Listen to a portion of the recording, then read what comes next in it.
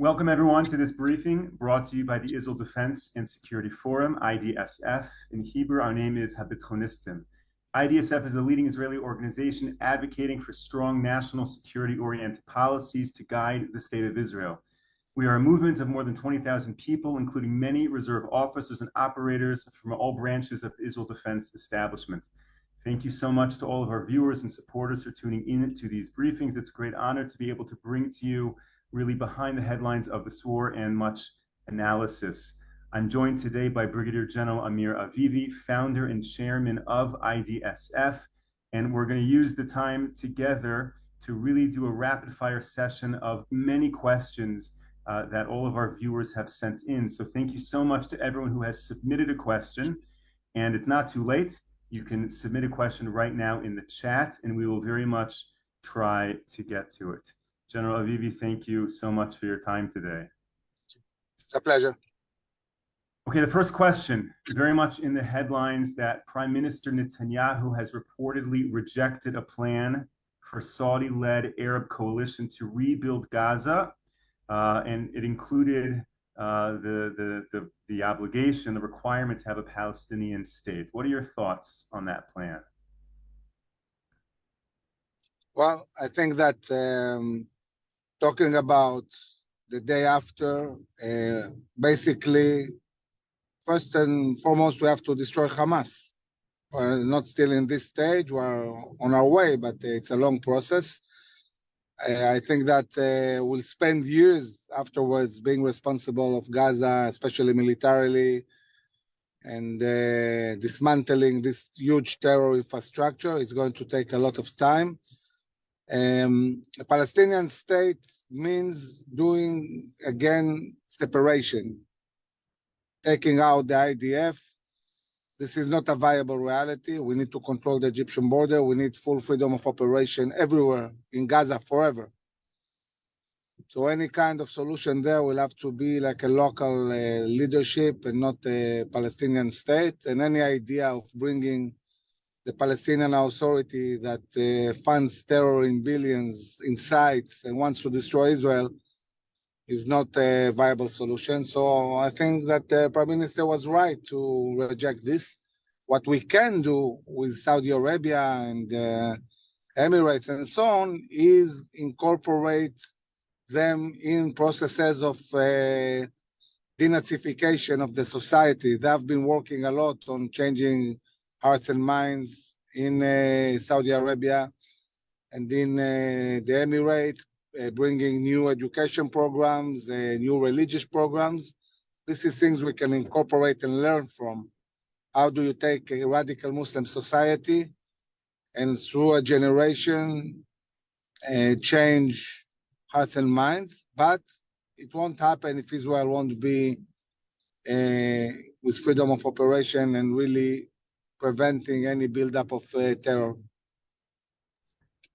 The way it's being presented in the media is that the Saudis are pushing a Palestinian state, and if Israel does not go along, it could jeopardize Saudi normalization. Do you think that's really part of the issue here? They really want a Palestinian state? We had this for many diplomats, among others, the American diplomats. And one of the American diplomats from the embassy stated the same thing. He said, you know, how can we move forward? The Saudis want a Palestinian state. And I told him, with all due respect, I don't think this is the case. I think the administration wants this. The Saudis, I would say it bluntly, couldn't care less. And they completely disregard the Palestinians. I don't think it's such a big issue for them. They are much more worried about Iran and about Muslim Brotherhood that endangers them.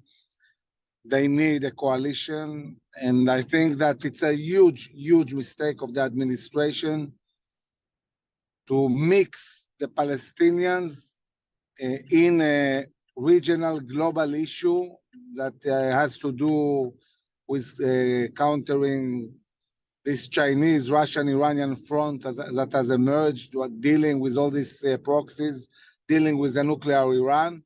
Why mix a dead end? It's obvious that there's nothing that can be promoted in the Palestinian arena. We have a long war in Gaza.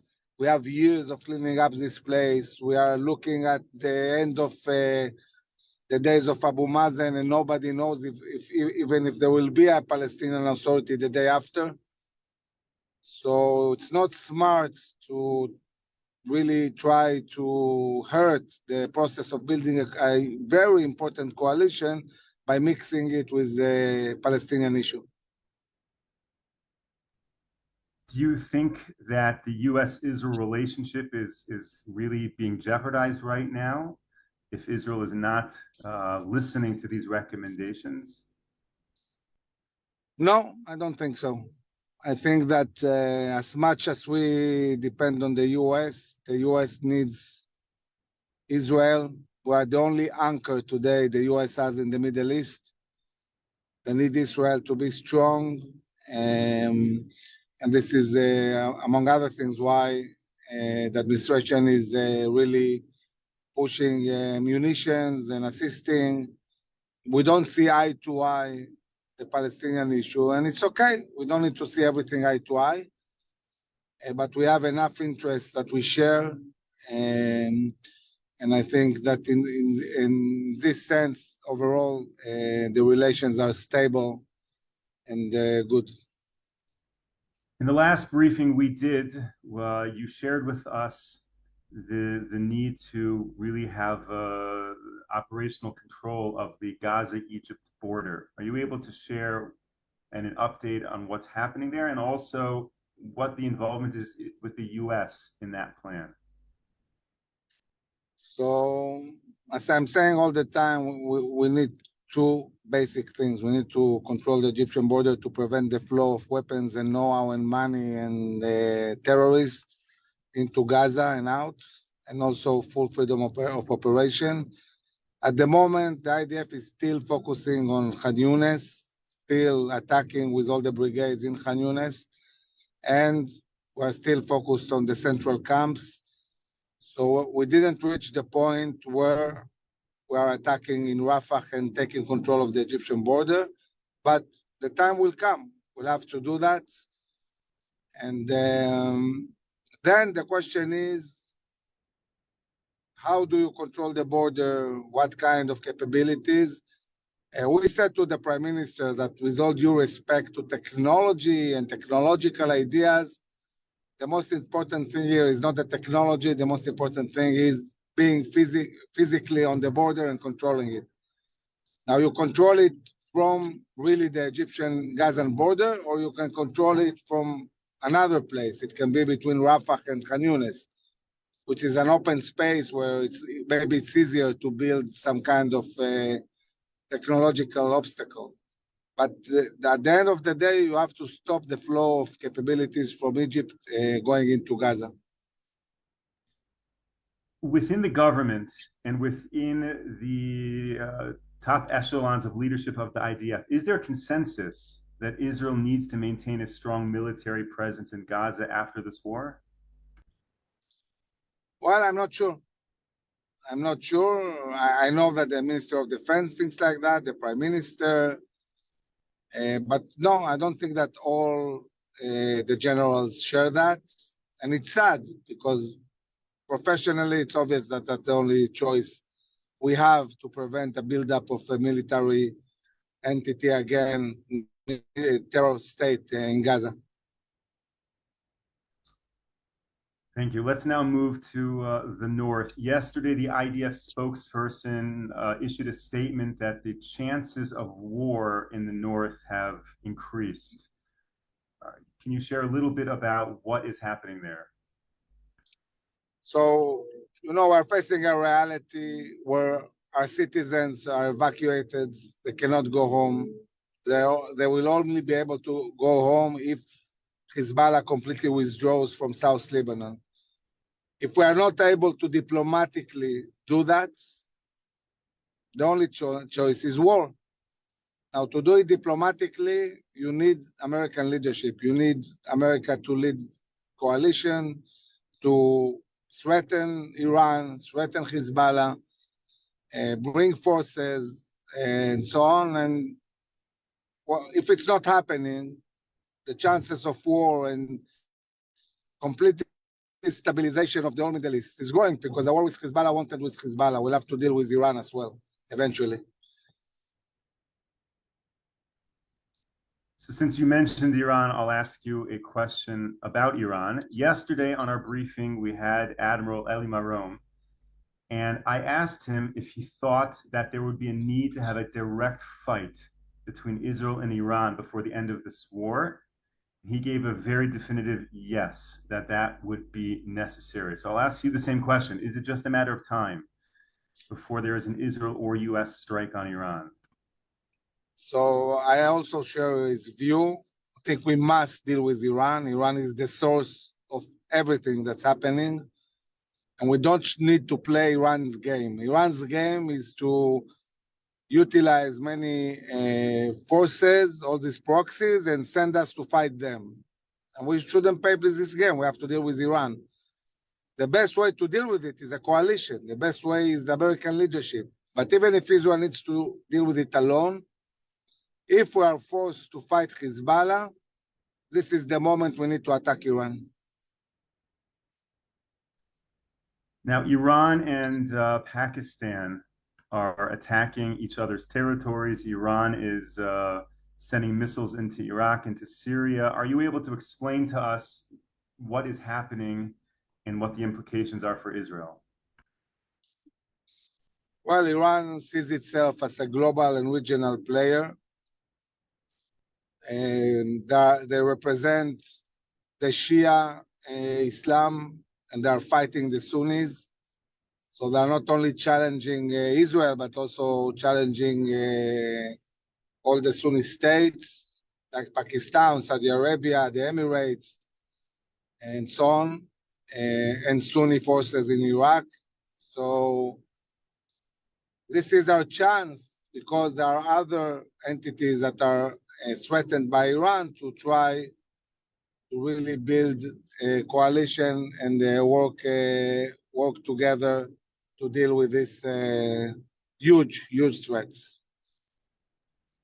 Pakistan is a nuclear power. So can you just explain, are they an ally of Iran? Would they use their nuclear weapons at Iran's wishes, or they'll use them against Iran one day? Pakistan is a Sunni state. They are enemies of Iran, not allies of Iran. I think that if we manage to bring about a peace agreement with Saudi Arabia, there is a good chance that we'll also have relations with Pakistan. And not only Pakistan, also Indonesia, Malaysia, Oman. So I see Pakistan as an opportunity. Like Azerbaijan, they surround Iran, and we need to do to Iran what they are doing to us. They're surrounding us from Gaza, Lebanon, Syria, even forces inside the Palestinian Authority in Judea and Samaria.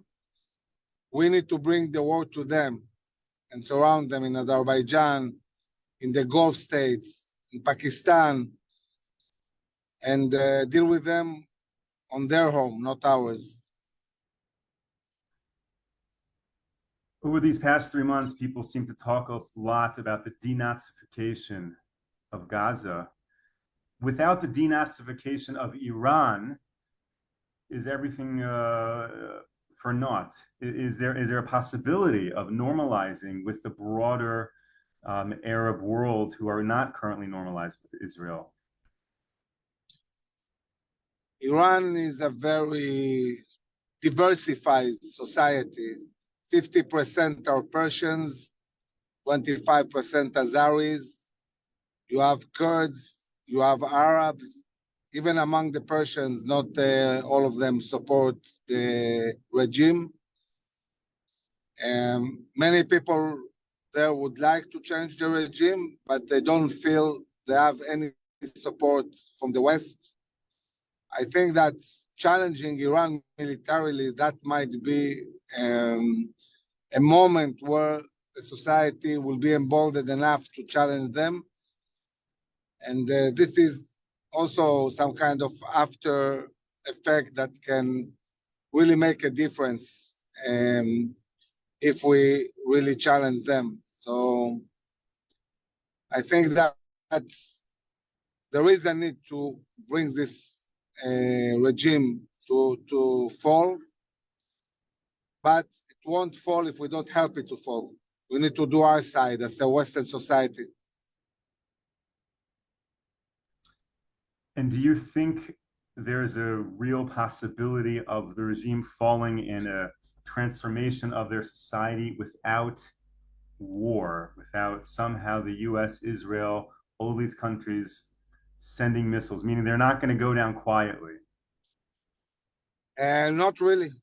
I think that the regime is managing to terrorize the society in such a way and also divide and conquer. There is not one leader to this opposition. So the opposition is not very effective. And this is why, although there are many people hope that there will be a fall of the regime, we see that they managed to survive and continue their vicious plans. Thank you. And thank you again to all of our viewers for sending in questions. We have a whole bunch of assorted questions on assorted amount of issues.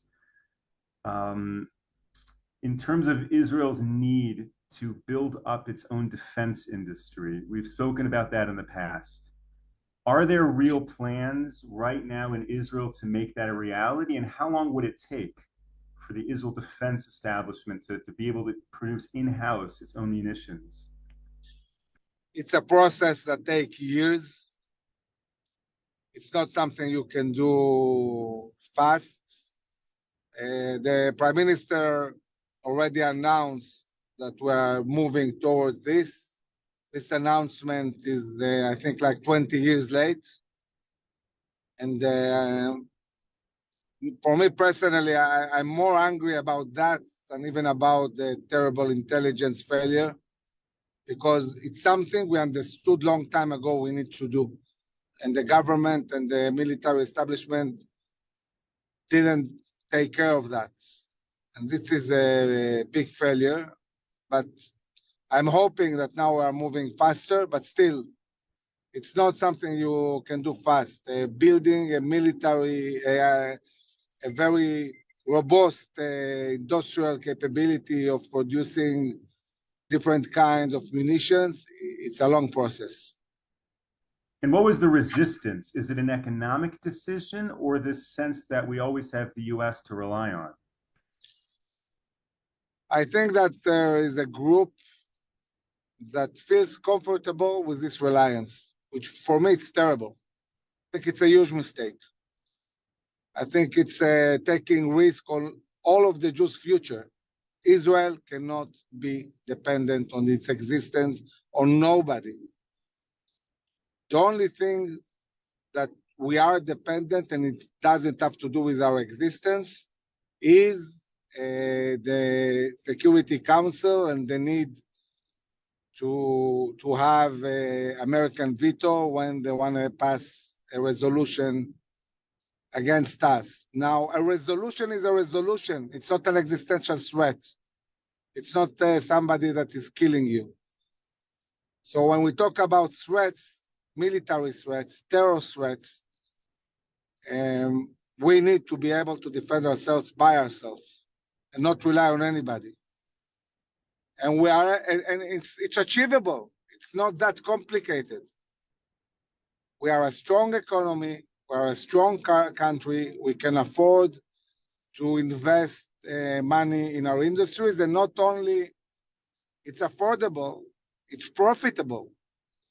It's obvious that if we invest in our industries, they will then sell also these capabilities to other countries who are going to make a lot of money of that. It's not a waste of money, it's an investment in our own technology, our own capability, and our own industry. And this is what we need to do. Sure. Let's talk about another threat, which is the internal threat in Israel, which was, of course, very strong before October 7th. In the last couple of days, Both the US and Israeli press have reported loud disagreements between Prime Minister Netanyahu and Galan Gan and the IDF about the conduct and goals of the war in Gaza. Do you think these disagreements are harming the IDF's operational abilities during this war? I think that there are no real disagreements about the goals of war. The goals are clear. We have to destroy Hamas and we have to release the hostages. But when you go to how to do it and how to deal exactly with the hostages and so on, we see some disagreements. I think that it's okay to have discussions, but it's very, very important that the war cabinet have the responsibility and understanding that they need to be united. They need to keep Israel united. This war will probably turn out to be the most difficult war Israel has ever experienced. And we need a resolute society to deal with this. And part of this is having a political system that is united and understand how complicated things are now.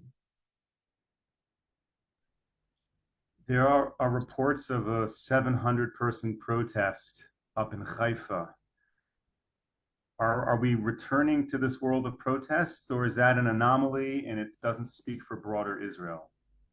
Well, there is also always a small portion of the society that don't really understand what's going on, are not connected to really the challenges, are forgetting that we have soldiers on the battlefield fighting, and we have foreign soldiers every day. And it's sad to see people who don't understand that at this time you don't need protest. You need to really keep the society united and supportive of the war cabinet and the army. Okay, let's go back to the defense industry question just for a quick follow-up. Has Israel entered into a contract with the US that limits Israel's ability to produce its own in-house defense armaments or airplanes or anything, or there's no such limitation on Israel? We don't have a limitation, but I think it became, I think it's two problems. One, it's a visionary problem. It's a problem and responsibility of the government to set the terms needed for Israel to be sovereign. Meaning the government had to put money, say we are willing to put the money to enable the industries to really reach the point where they can produce all of this. Coming to the army, which always lacks money, and saying, you know what, if you want this, you take money and invest in our own industries. It's not something that they can demand. So I think there is a very big lack of strategic national security thinking in the government, in the governments in the last 20, 30 years, all of them, by the way. And I think that looking at Israel-US relations, talking about the military aid, I've written about it in the past. I'm not in favor of military aid. I think that we can have a very, very strong and deep relation with the US. We can get a lot of funds from the US for projects, but not as military aid. Military aid creates dependence. Military aid is something that big countries give, usually to third world countries, to rule them, to dominate them. I don't think we're in the position that we need military aid. So if the US gives to Israel today $4 billion military aid, $4 billion is less than 16 billion shekels. What is 16 billion shekels in Israeli budget today? It's nothing. If we take 16 billion shekels and invest them in our industries, This is going to bring Israel a lot of money, will create jobs, will create technology, will create industrial capabilities. We'll be able to defend ourselves by ourselves. We'll be able also to freely buy capabilities from different countries, not only from the US, then we'll get cheaper deals. And having said all of that, this doesn't mean that we don't need to really have a strong partnership and do huge projects together and bring Jewish ingenuity with American money. We can do many great things. Not aid. We are not a third world country. And we need to be able to defend ourselves by ourselves. And you need leadership in Israel to really move this process into industrial capabilities and more sovereignty for Israel. It's just a matter of vision and leadership. That's it. It's not about money. We don't lack money.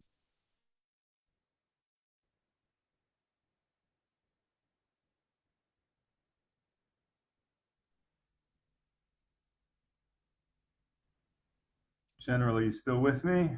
Yeah, can hear you. Excellent. So if we reached the point where we were no longer dependent on US military aid, would that strengthen the US-Israel relationship? Would that put us on equals and we have a much stronger alliance? Or would Israel part ways with the US, no longer being obliged to have a deep relationship because we're not dependent on their funding? I think it can strengthen the relations. I think the US was always appreciative of strong countries. And I don't see why it should weaken the relation. We can have strategic agreements. We can have really strong, I would say, basic science research together, the two countries. We can do many bilateral things. I don't think that aid creates good relations. By the way, America is giving aid to Egypt, and you see the kind of relations they have with Egypt. It's not really good.